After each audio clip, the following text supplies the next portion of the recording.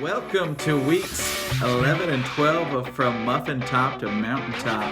Hope everybody is having an awesome couple of weeks. Here we are on the brink of Memorial Day already. It's hard to believe. Here, it's been a pretty solid couple of weeks. We'll get right into an update on the weight. Daddy, Finally Daddy, yes, sweet pea. Say hi to everyone. Say hi.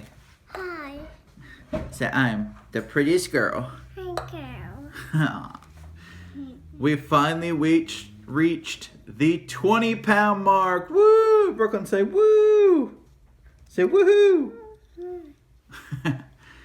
So we have reached 20 pounds. I weighed in at 307.2, which started at 329. So down 21.8 pounds. So a good milestone. Looking forward to the next milestone of under the 300 mark.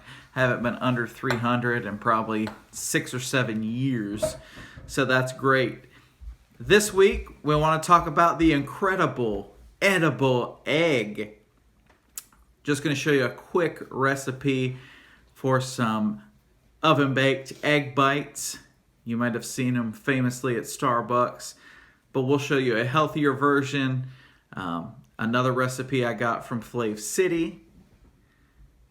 It's delicious, it's tasty, it's healthy, and best of all, it is cheap to make.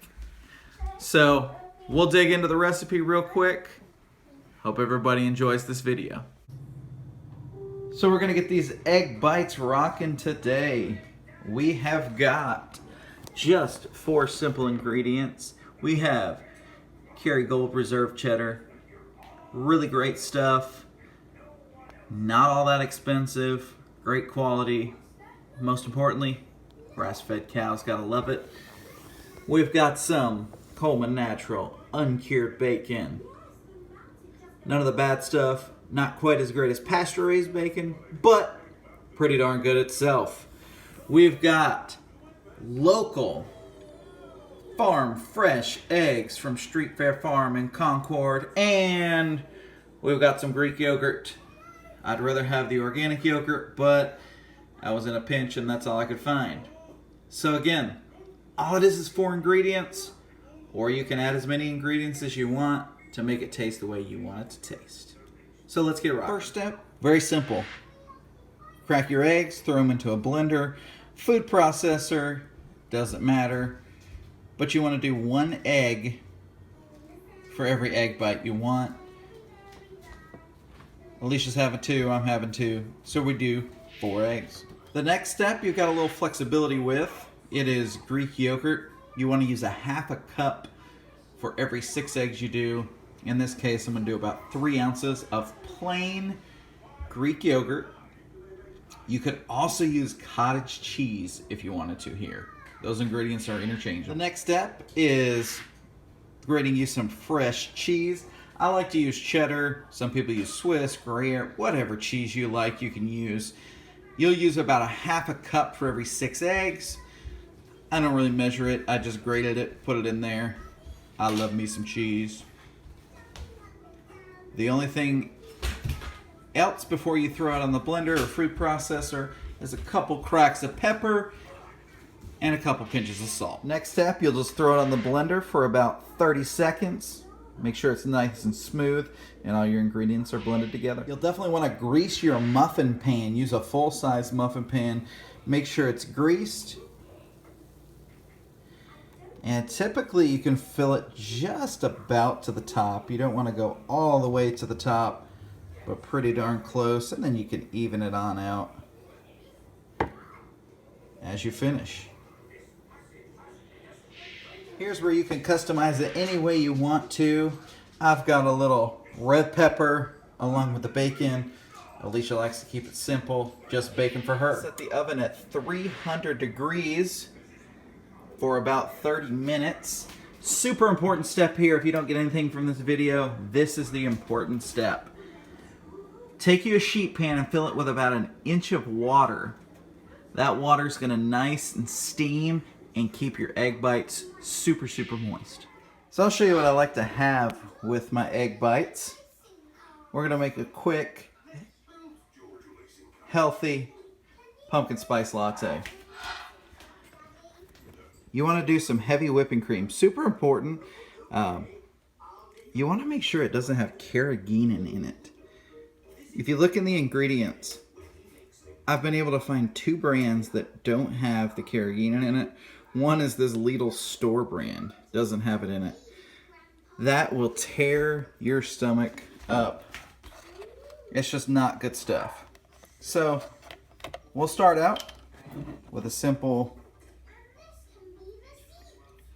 dabble of heavy cream. I would say maybe 2 tablespoons.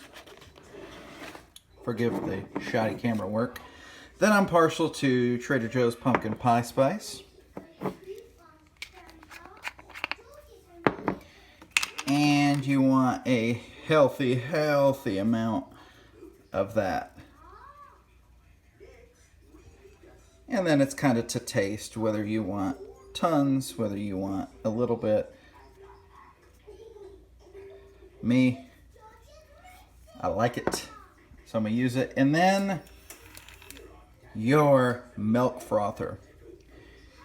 And froth that up.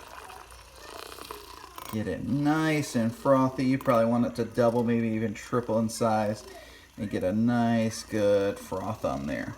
So I've got my milk frothed just the way I want it. Milk, I should say heavy cream.